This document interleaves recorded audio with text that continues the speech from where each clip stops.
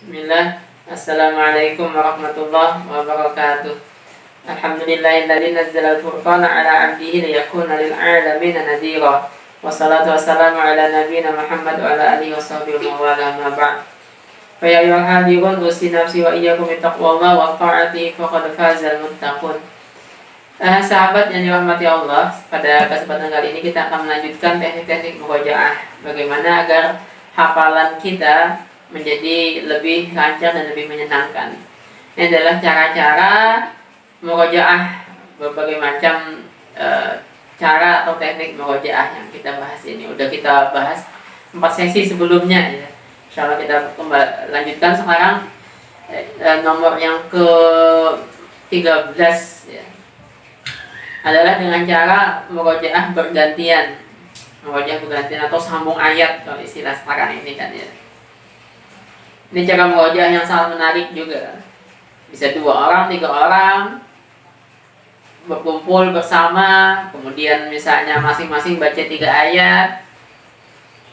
Yang pertama baca 3 ayat 1 sampai 3, yang kedua ayat 4 sampai 6, yang ketiga ayat 7 sampai 9, balik lagi yang pertama 10 sampai 12, yang kedua balik lagi sampai 13 sampai 15, ya gitulah ya.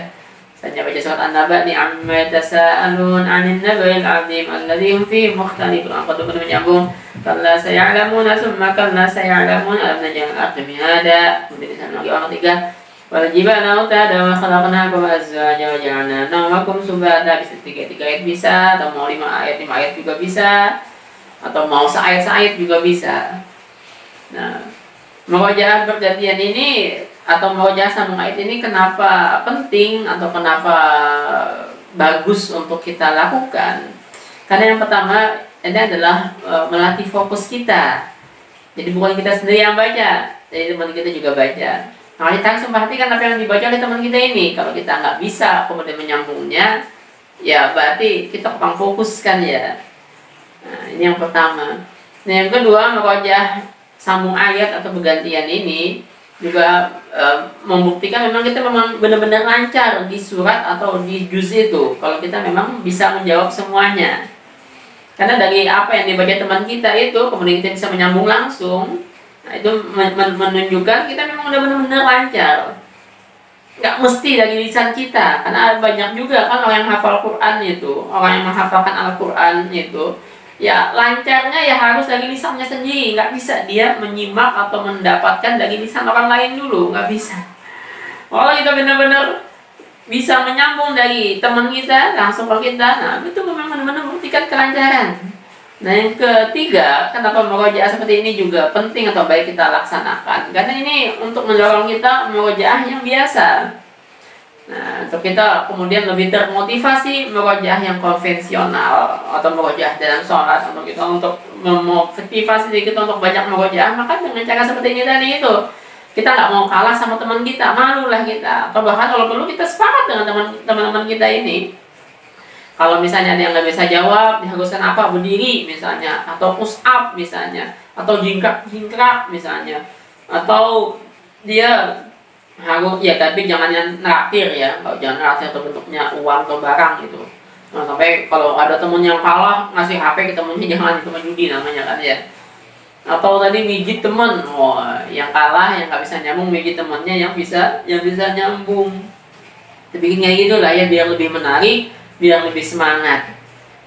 Nah, ini yang bagus sekali, terutama kalau kita ya punya anak didik yang masih kecil misalnya. Ini menarik sekali. Bahkan saya juga punya anak didik yang besar-besar yang sudah lulus SMA, yang usia kuliah juga senang dengan cara seperti ini. Karena ya nggak terlalu serius lah ya, nggak terlalu serius. Tapi ya tetap harus fokus juga jadinya.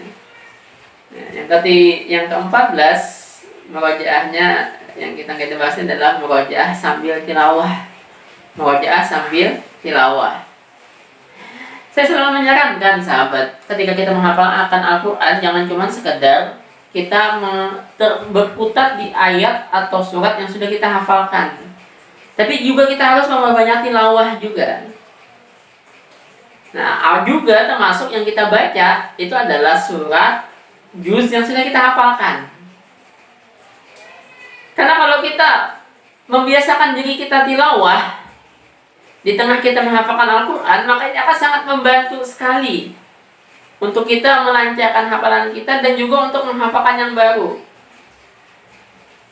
Jadi selain kita punya target nambah hafalan berapa ketika menghafal Al-Quran itu, target mengulang hafalan berapa, kita juga punya target berapa banyak ayat Al-Quran yang harus kita baca. Maksudnya dibaca ini dengan mushaf, tilawah ya, kita membacanya dengan mushaf.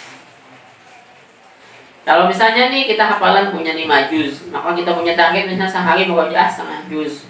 Ziyadah kita sehari harus 1 halaman misalnya. Maka kita juga punya target sehari kita harus tilawah misalnya setengah juz atau 1 juz juga.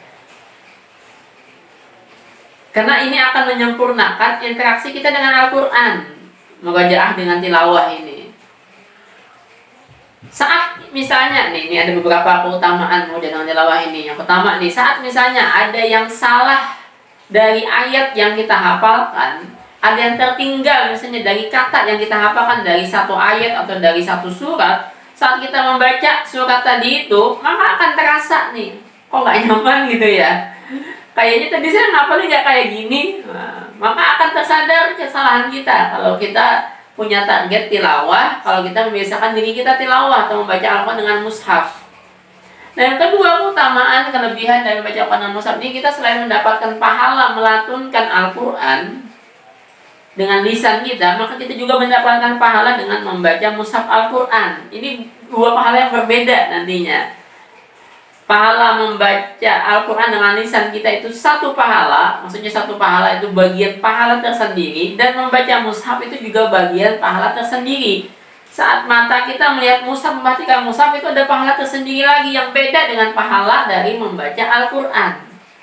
Maka kalau kita cuma sekedar murojaah, dan saya selalu menyarankan murojaah ini harus tanpa mushaf, karena untuk melancarkan hafalan kita, maka kita belum dapat ini murojaah, belum dapat ini pahala dari membaca mushaf. Tapi kalau kita membiasakan murojaah tanpa mushaf dan juga kita membiasakan diri kita untuk membaca mushaf tilawah, maka dua-duanya kita dapatkan. Dan yang ketiga, apalagi untuk menghafalkan yang baru nantinya, akan membantu sekali kalau kita membiasakan diri tilawah sehari 1 juz. Jadi one day one juz itu bukan cuma buat orang yang tidak hafal Quran, bukan cuma buat orang yang tidak sedang menghafalkan Al-Quran, tapi sebetulnya orang yang menghafalkan Al-Quran pun harus punya target one day one juz, 1 hari 1 juz. Karena nanti saat kita menghafalkan surat-surat yang sudah biasa kita baca, karena sudah mendawamkan 1 hari 1 juz, kemudian 1 bulan 30 juz, akan gampang sekali nantinya untuk kita menghafalkan surat-surat yang baru. Kenapa gampang? Karena kita udah terbiasa membacanya. Jadi rekaman dari kata-kata atau kalimat di ayat itu udah ada di dalam pikiran kita, tinggal kita hadirkan kembali saja. Maka ini akan membantu sekali untuk kita menyelesaikan atau menyelancarkan hafalan Al-Quran kita kalau kita membiasakan diri dengan tilawah. Nah, tapi jangan tilawah terus-terusan ya. Menurut saya tilawah terus-terusan ini, murojaahnya sambil baca terus, jangan. Kalau kayak gitu mah nggak lancar-lancar. Tetap murojaah biasa harus tanpa mushaf, tapi kita juga punya target murojaah dengan mushaf atau ada target membaca tilawah. Nah, jadi kita bukan cuma sekedar mengulang-ulang surat juznya sudah kita hafalkan, tapi karena kita punya target tilawah juga, kita memang membaca semua isi Al-Quran 30 juz lengkap. Jangan sampai karena kita yang baru dihafalkan 5 juz, yang kita ulang 5 juz itu aja, kita nggak memperdulikan surat-surat yang lain, juz yang lain, nggak boleh gitu. Tapi kalau kita punya target tilawah tadi kan, nah ini 1 juz 1, besok juz 2, besok juz 3, besok juz 4, jadi semuanya terbaca jadinya. Jadi interaksi kita lengkap dengan 30 juz Al-Quran. Bukan cuma sekadar juz 26 sampai 30 yang sudah kita hafalkan, bukan. Tapi semuanya kita berinteraksi dengan Al-Quran ini. Ini yang ke-14 sahabatnya. Nah, yang ke-15 yang sangat powerful sekali juga adalah murojaah dengan merenung, murojaah dengan mentadabburi ayat yang sudah kita hafalkan. Sahabat, ini murojaah yang benar-benar akan membuat hafalan itu lengket dengan sangat kuat dalam pikiran dan hati kita. Kalau kita merenungkan ayat yang bersangkutan Misalnya nih kita merenungkan surat Maryam ayat 60, ayat 79, ya, wa im minkum illa wariduha kana ala rabbika hatman maqdiya. Dan setiap dari kalian pasti akan memasuki, pasti akan mampir ke dalam neraka jahanam. Itu sudah ketentuan yang Allah tetapkan. Kita merenungkan ayat itu sampai kita menangis, kemudian membayangkan bahwa kita akan dimasukkan Allah, dihadirkan Allah ke dalam neraka jahanam yang begitu mengerikan itu. Maka setiap kata, setiap goresan ya itu akan benar-benar akan membekas di dalam diri kita. Kita merenungkan misalnya peringatan Allah dalam surat Qaf, yauma naqulu li jahannama hal imtala'ti wa taqulu hal min mazid. Hari ketika kami mengatakan kepada neraka jahanam, apakah engkau telah penuh? Maka kata neraka jahanam, tambahin lagi ya Allah. Maksudkah ditambahin lagi ya Allah. Maka bisa jadi yang ditambahkan adalah neraka jahanam itu adalah diri kita. Dan begitu mengerikannya neraka jahanam ini hingga dimasukkan semua orang, semua jin pun dia nggak akan penuh. Maka ayat-ayat yang kita tadaburi ini benar-benar akan lengket dalam pikiran dan ingatan kita. Ini cara yang kalau kita susah melancarkan beberapa ayat atau satu surat, maka tadaburilah ayat atau surat itu. Niscaya ayat yang sebelumnya kita susah untuk lancar. Kalau kita mau merenungkan, kalau kita mau meresapi, kita baca terjemahnya, kita baca tafsirnya, kita dengarkan kajiannya tentang ayat atau surat itu, maka insya Allah surat ayat itu akan benar-benar nempel di dalam pikiran kita hingga kita akan susah melupakannya. Kalau semua ayat Al-Quran kita bisa lakukan dengan proses seperti ini, semua ayat Al-Quran akan benar-benar nempel, lengket. Kita bukan cuma sekedar hafal cangkem nantinya. Kita nggak akan bingung ketika diputus membaca Al-Quran, diputus nih. Misalnya innal ladzina kafaru sawa'un 'alaihim anzartahum. Petir. Besok kaget, bingung. Baca apa tadi? Apa tadi yang dibaca? Harus ulang dulu dari awal. Alif lam mim. Dzalika kitabul la raiba fihi hudan lil muttaqin. Alladzina yu'minuna bil ghaibi wa yuqimuna as-salata wa mimma razaqnahum yunfiqun. Langsung dari awal karena kita bingung. Kita baca tadi apa ya?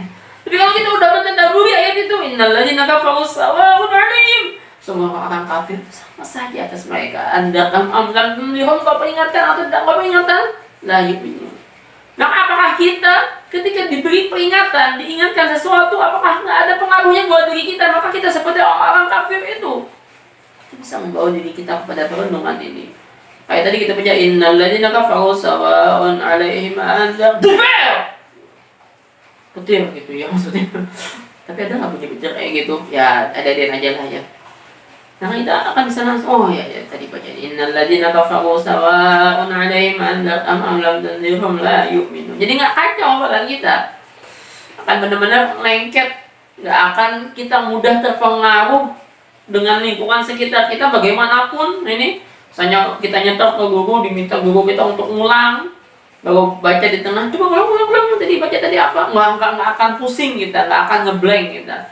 Karena hafalan kita bukan harus dari depan, atau hafalan kita bukan karena cangkem, karena cuma bacaan, tapi kita memang benar-benar hafal isi dari ayat itu, isi dari surat itu. Kita udah benar-benar memahami maknanya, dan kita udah benar-benar tahu titik komanya di dalam ayat itu. Kalau kita ingin melancarkan, memutkinkan 30 juz, maka 30 juz ini jadikan semuanya pernah kita tadabburi. Karena seperti itu juga memang Al-Quran ini diturunkan untuk ditadabburi. Diulang-ulang Allah ini dalam surat Sof misalnya ayat 29. Kita anzalna ilaikum barakul yadabbaru ayatihi wa lidzakkara ulul albab. Kitab yang kami turunkan kepadamu wahai Muhammad penuh dengan keberkahan untuk apa? Untuk ditadabburi dan untuk menjadi pelajaran buat orang-orang yang mempunyai pikiran atau mempunyai ilmu. Atau yang seperti Allah sampaikan dalam surat Muhammad 24, afala yatadabbaruna al-Qur'an am 'ala qulubin aqfaluha. Apakah mereka tidak mentadabburi isi Al-Qur'an, merenungkan isi Al-Qur'an, atau hati mereka akan kunci. Ini pilihannya, kalau kita cuma ngapalin Al-Quran tapi kita nggak mau mentadabburi isi Al-Quran, maka tetap hati kita akan terkunci. Nah, untuk membuka kunci hati kita ini, tadabburi, renungkan isi Al-Quran. Dalam surat An-Nisa juga Allah sampaikan, "Fala tadabbarun Al-Quran walau kana min 'indi ghairillah lawajadu fihi ikhtilafan katsira." Apakah mereka tidak mentadabburi Al-Quran? Jika seandainya Al-Quran ini bukan dari sisi Allah, akan terdapat di dalamnya kontroversi yang begitu banyak, atau kontradiksi yang begitu banyak. Maka kalau kita mau mentadabburi Al-Quran, itu akan menambah iman kita kepada Al-Quran. Makanya ikhwah, sahabat, satu hal yang harus kita perhatikan ketika kita menghafalkan Al-Quran adalah dengan banyak mentadabburi, merenungkan isi Al-Quran ini. Subhanakallahumma bihamdik, asyhadu an la ilaha illa anta, astaghfiruka wa atubu ilaik. Wabillahi taufiq wal hidayah. Assalamualaikum warahmatullahi wabarakatuh.